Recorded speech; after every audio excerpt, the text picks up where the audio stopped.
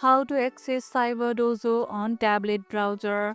Cyberdojo can also be accessed on web browsers of smaller screens. Open your preferred browser, then go to cyberdojo.com. Log in using your credentials.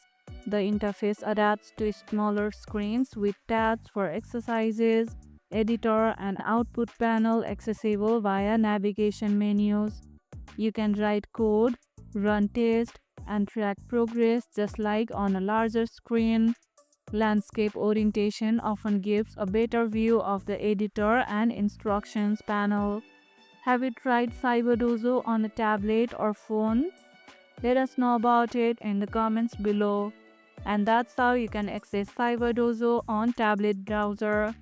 And if this video helped, hit the like button, share it, subscribe, and leave a comment. Thanks for watching, and I'll see you in the next one.